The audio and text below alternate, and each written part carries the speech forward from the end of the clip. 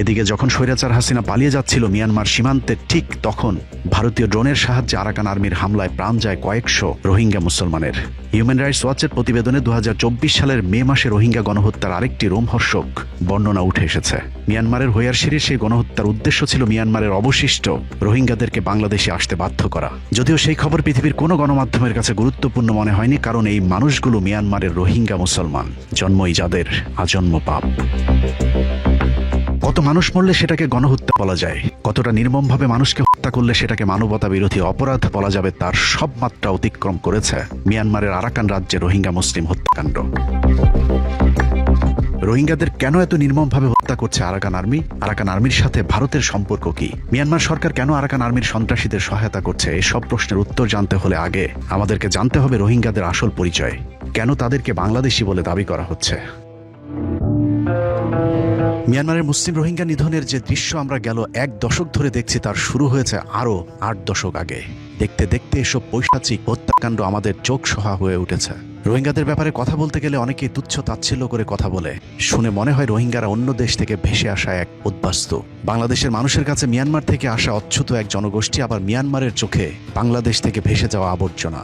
এই আবর্জনা পরিষ্কার করতে মিয়ানমার সরকার কিংবা আরাকানের জঙ্গি গোষ্ঠী আরাকান আর্মি যে নৃশংসতা দেখিয়েছে, তা পৃথিবীর ইতিহাসের এক বর্বরতম কালো অধ্যায়, যা গণহত্যার সব কলঙ্ক ছাপিয়ে পৃথিবীর মানুষকে, মিয়ানমারের বুদ্ধরা বুঝিয়ে দিয়েছে মানুষ কতটা হিংস্র হতে পারে। ভিডিওতে আমরা দেখেছি যে রোহিঙ্গাদের সাথে কি নির্মম, কি নিষ্ঠুর আচরণ করা হয়েছে, তাদেরকে যেভাবে অত্যাচার করা হয়েছে। তাদের যে নিজ জন্মভূমি কিন্তু মায়ানমার ছিল। প্রিয় দর্শক, ভিডিওর বাকি অংশগুলা যখন আমরা দেখব, তখন আমরা আসলে আমাদের হৃদয় রীতিমতো কেঁপে উঠবে। আমরা সামনের অংশে অনেক চাঞ্চল্যকর তথ্য, অনেক কিছু রয়েছে, সেটা আমরা দেখব। এবং ইতিমধ্যে কিন্তু আমরা ভিডিওর কিছু অংশ দেখেছি এবং আবারও ফিরে যাচ্ছি সেই ভিডিওতে। আপনার দেশ এবং দেশের বাইরে থেকে যারা এই ভিডিওটি দেখছেন, তারা অত্যন্ত মনোযোগ সহকারে দেখুন এই ভিডিওটি। সামনে অনেক তথ্য রয়েছে। তো চলুন কথা না বাড়িয়ে মূল ভিডিওটিতে চলে যাই, সেখানে দেখি আসলে সামনে কি রয়েছে। আরাকান আর্মি যে নৃশংসতা দেখিয়েছে, তা পৃথিবীর ইতিহাসের এক বর্বরতম কালো অধ্যায়, যা গণহত্যার সব কলঙ্ক ছাপিয়ে পৃথিবীর মানুষকে, মিয়ানমারের বুদ্ধরা বুঝিয়ে দিয়েছে মানুষ কতটা হিংস্র হতে পারে।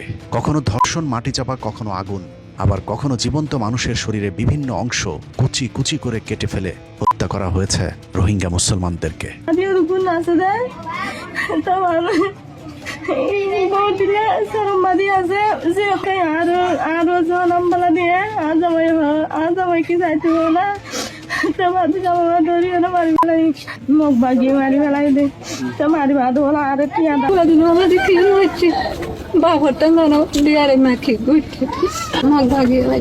নির্যাতিত নিপীড়িত রোহিঙ্গাদের ইতিহাস বলছে, এই রোহিঙ্গারাই আরাকানের আসল মালিক।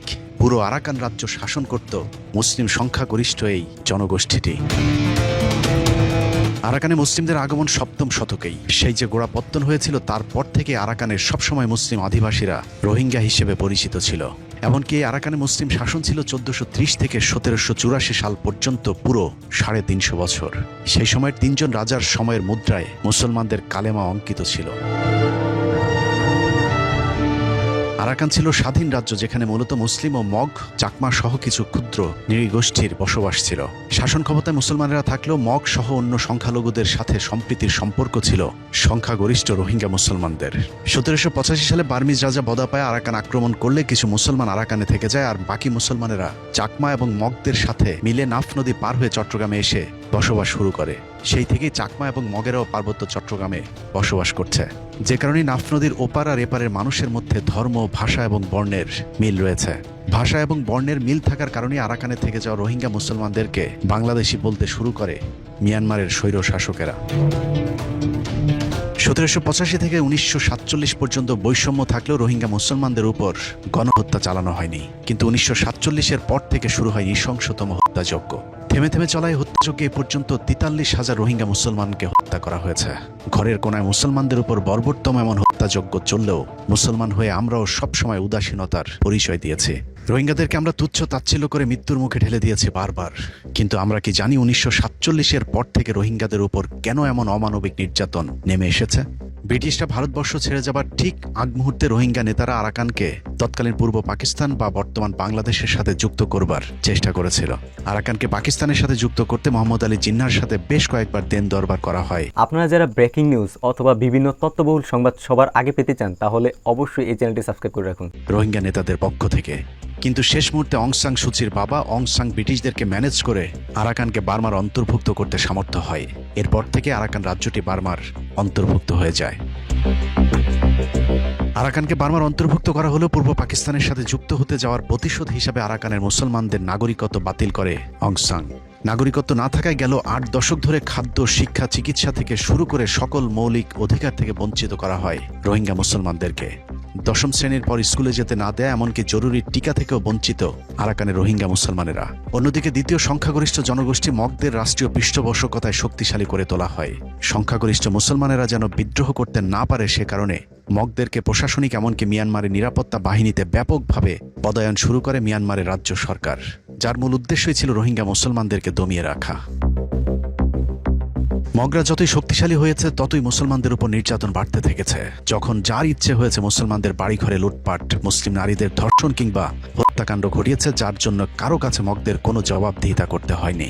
আমরা কথায় কথায় মগের মূল্যক বলতে নৈরাজ্যের যে জনপদকে বুঝিয়ে থাকি, এটাই সেই মগের মূল্যক। দিন যত বেড়েছে মগের মূল্যকে মগেদের অত্যাচার ততই বাড়তে থেকেছে।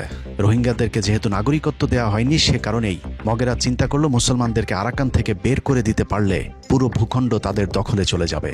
এই চিন্তা থেকে শুরু হয় মুসলিম জনগোষ্ঠীর উপর পৈশাচিক নির্যাতন। পৃথিবীর মানুষ যার চূড়ান্ত রূপ দেখেছে ২০০৯ থেকে ২০২৪ সাল পর্যন্ত। মানুষকে হত্যা, ধর্ষণ, নির্যাতনের ভয়ঙ্কর চিত্র মোবাইলে ধারণ করে তা ছড়িয়ে দেওয়া হতো সোশ্যাল মিডিয়াতে, যার মূল উদ্দেশ্য ছিল রোহিঙ্গাদের মাঝে আতঙ্ক সৃষ্টি করা। নৃশংস সেই হত্যাযজ্ঞের শিকার হয়ে জীবন বাঁচাতে রোহিঙ্গারা নাফ নদী পার হয়ে বাংলাদেশে পাড়ি জমায়। একে একে সেই সংখ্যা দাঁড়ায় ১০ লাখে। ২০০৯ সাল থেকে শুরু হওয়া বাস্তুচ্যুত রোহিঙ্গাদের সবশেষ দলটি বাংলাদেশ সীমান্তে এসেছিল ৫ই আগস্ট, যাদেরকে সীমান্তের ওপারে নৃশংসভাবে ড্রোন হামলায় হত্যা করা হয়।